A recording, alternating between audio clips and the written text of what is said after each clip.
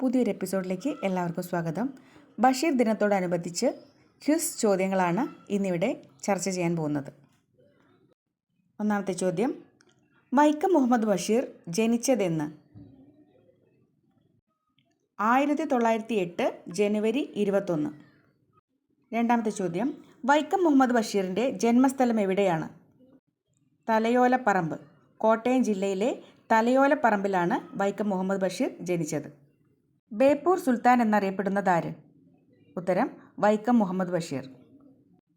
വൈക്കം മുഹമ്മദ് ബഷീറിൻ്റെ യഥാർത്ഥ നാമം എന്താണ്? കൊച്ചു മുഹമ്മദ്. കൊച്ചു മുഹമ്മദ് എന്നാണ് വൈക്കം മുഹമ്മദ് ബഷീറിൻ്റെ യഥാർത്ഥ നാമം. വൈക്കം മുഹമ്മദ് ബഷീർ അനുസ്മരണ ദിനം എന്ന്? ജൂലൈ 5. അടുത്ത ചോദ്യം, വൈക്കം മുഹമ്മദ് ബഷീറിൻ്റെ ആദ്യത്തെ നോവൽ ഏതാണ്? ഉത്തരം പ്രേമലേഖനം. 1943 പ്രേമലേഖനം ഇറങ്ങിയത്. അടുത്ത ചോദ്യം, കേന്ദ്ര സാഹിത്യ ഫെലോഷിപ്പ് ലഭിച്ച ആദ്യ മലയാളി ആര്? വൈക്കം മുഹമ്മദ് ബഷീർ.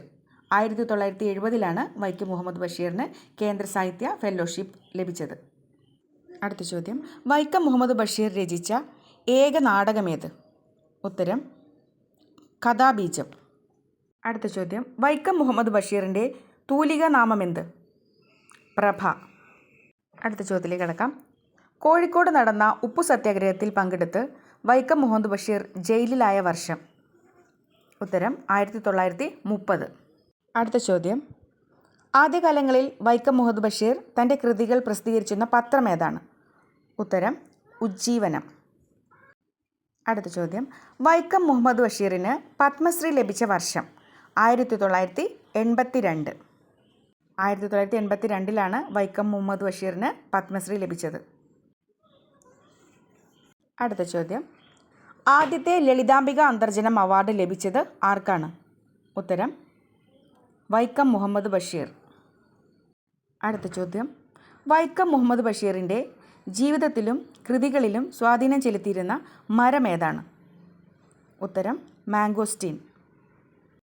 അടുത്ത ചോദ്യം, ബേപ്പൂരിൽ ബഷീറിൻ്റെ പേരിൽ സ്ഥാപിതമായിട്ടുള്ള സ്മാരകത്തിൻ്റെ പേരെന്താണ്? ഉത്തരം ആകാശമിട്ടായി. അടുത്ത ചോദ്യം, 1993 വൈക്കം മുഹമ്മദ് ബഷീർ വള്ളത്തോൾ അവാർഡ് ആരുമായാണ് പങ്കിട്ടത്? അതായത് ഈ കാലഘട്ടത്തിൽ തന്നെ മറ്റൊരാൾക്ക് കൂടി ഈ അവാർഡ് ലഭിച്ചിട്ടുണ്ട്. ഉത്തരം ബാലാമണിയമ്മ. അടുത്ത ചോദ്യം, ആരെക്കുറിച്ചുള്ള പുസ്തകമാണ് മലയാളത്തിൻ്റെ സർഗവിസ്മയം? ഉത്തരം മുഹമ്മദ് ബഷീർ. മറ്റൊരു പ്രധാന ചോദ്യത്തിലേക്ക് കടക്കാം.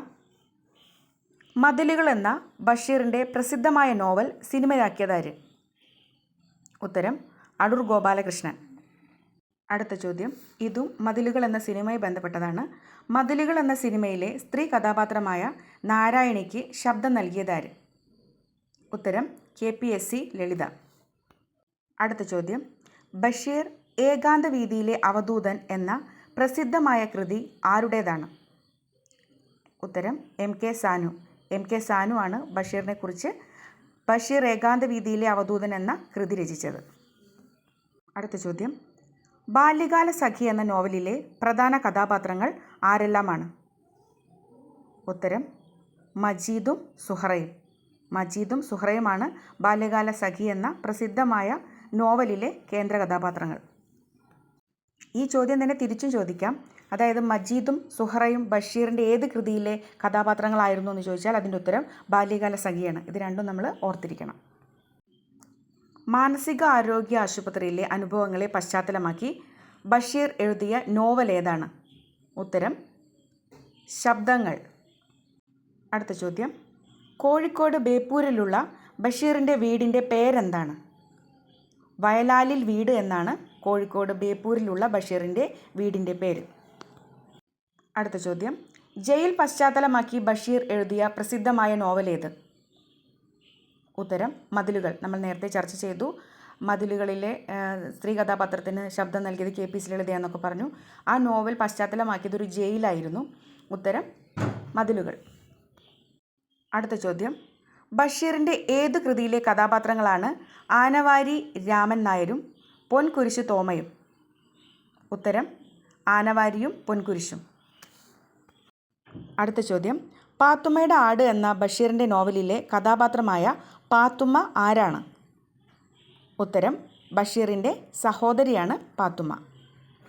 അടുത്ത ചോദ്യം, എല്ലാ ജീവജാലങ്ങൾക്കും ഈ ഭൂമി അവകാശപ്പെട്ടതാണെന്ന് പ്രതിപാദിക്കുന്ന ബഷീറിൻ്റെ കഥയേത്? ഉത്തരം, ഭൂമിയുടെ അവകാശികൾ.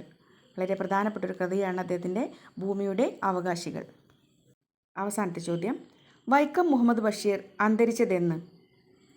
ഉത്തരം, 1994 ജൂലൈ 5. മലയാളത്തിൻ്റെ സ്വന്തം സാഹിത്യകാരനായ വൈക്കം മുഹമ്മദ് ബഷീറിൻ്റെ അനുസ്മരണാർത്ഥമാണ് ജൂലൈ 5 ബഷീർ ദിനമായി ആചരിക്കുന്നത്. അന്നേ ദിവസം ചോദിക്കാറുള്ള ക്വിസ് പ്രോഗ്രാമുകളിൽ നിരന്തരമായി വരുന്ന ചോദ്യങ്ങളാണ് ഇവിടെ പറഞ്ഞിരിക്കുന്നത്. എല്ലാവർക്കും നന്ദി, നമസ്കാരം.